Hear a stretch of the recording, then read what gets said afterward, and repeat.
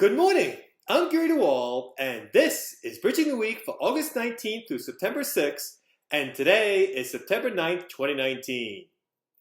A major clearing organization for futures and securities was sanctioned $20 million in aggregate by the Commodity Futures Trading Commission and the Securities Exchange Commission for not having and following procedures pertaining to risk management, operational requirements, and information system safeguards. Separately, the purported programmer of software used by Navinder Sarao, the flash crash spoofer, is scheduled to present this week a motion for summary judgment to end his civil lawsuit by the CFTC just a few months after the judge hearing his criminal trial declared a mistrial and the Department of Justice determined not to refile another criminal complaint.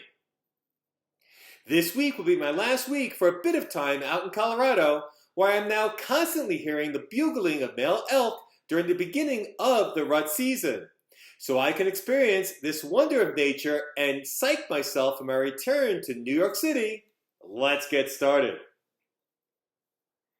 The Options Clearing Corporation agreed to pay an aggregate fine of $20 million to the Commodity Futures Trading Commission and the Securities Exchange Commission for purportedly not having and enforcing policy and procedures addressing risk management, operational requirements, and the security of its information systems as required by applicable law and CFTC and SEC rules.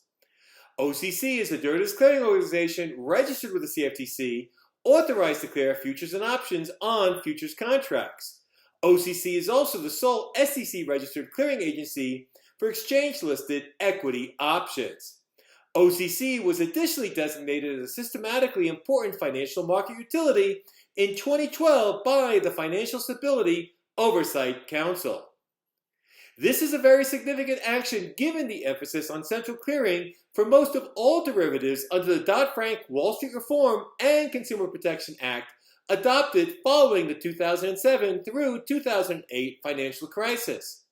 Both the SEC and CFTC are sending a clear message that with the responsibility of holding so much risk goes the obligation to strictly adopt and follow important risk management and other critical procedures. The CFTC has sued a clearinghouse before.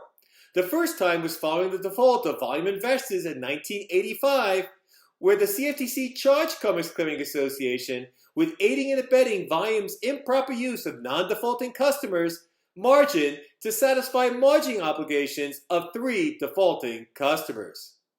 I have much more on all of this, including a segment of Memory Lane, on the article version of Bridging the Week at www.bridgingtheweek.com.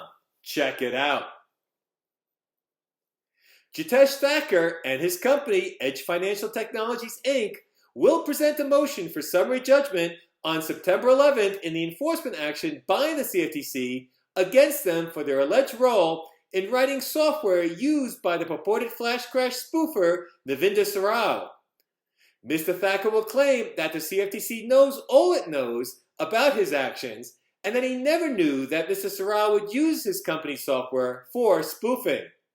This resulted in a dismissal of a criminal action against him and should now prompt the dismissal of the CFTC's action against him, claimed defendants. To me, as I wrote before, Mr. Thacker's position has equitable appeal. Let's see what the judge says. And finally, CME Group has issued revised guidance regarding block trades. It contains important provisions when technically a block trade is consummated, which is important for reporting purposes, and when a block trade party is acting as a principal or agent, which is important if the party wants to pre-hedge its pending block transaction. I have all the details in the article version of Bridging the Week. Check it out. Well, that's it for this week's edition of Bridging the Week. As always, there are more articles and commentary on the article version of Bridging the Week at www.bridgingtheweek.com. Check it out.